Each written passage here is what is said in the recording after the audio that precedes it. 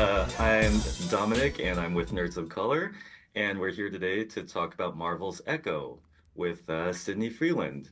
It's nice to meet you today. Hi, Dominic. Nice to meet you too. Hi, and you directed the first episode, is that correct? Yes. Okay, great. I just watched the first three episodes, and I think it's really marvelous so far. You've done a wonderful job. I wonder if you could talk about is it challenging to do a main character who doesn't speak in the conventional way as far as directorial choices? Yeah, it's interesting because I think for myself as a director coming into this project, I had a ton of questions. Like, can we have a scene with either one or multiple characters who are deaf and there's no verbal words being spoken? Can you sustain the audience's interest for a scene that's 3, 4, 5, 6 minutes long? And I think the answer to that is absolutely.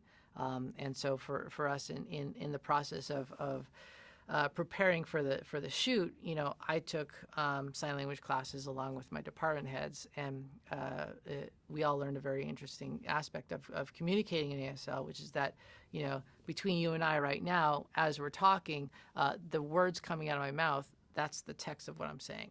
But how Hmm. I'm delivering those words, that's the subtext, right? And so in ASL, but those two things, the text and the subtext together, give you the full emotional thrust of what you want to communicate. And so for our show and for ASL, when you communicate, you sign typically here or here, and when you sign, that's the text, but that's only half of the communication. The other side of things is in the face and the facial, how you express, how you emote, how you use your body language. That's the subtext, right?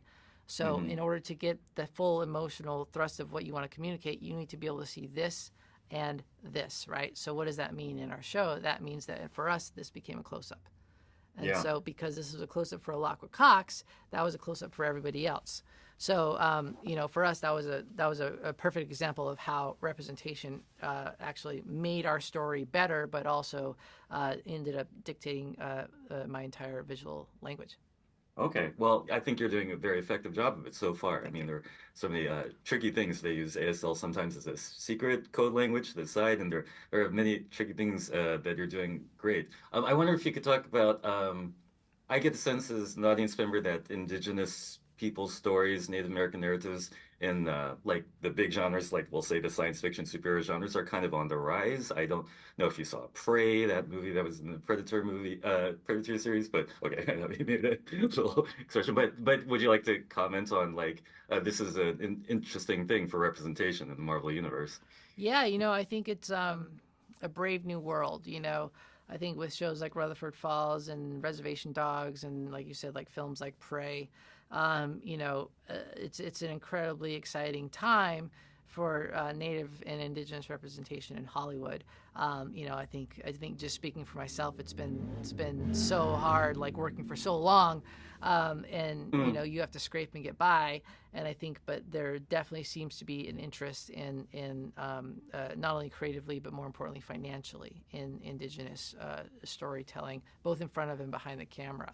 So it's definitely an exciting time to be here and to be here with a Marvel Studios TV show that has a indigenous character as its lead is both surreal, exciting, and just I'm overjoyed.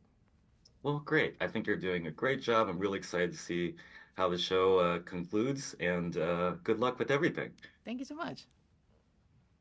The activists, directors, comments and the lectures, fanboys, professional artists and professors. Maybe a nerd who's just like you, talking about the things that you like too. So I invite you to the NOC.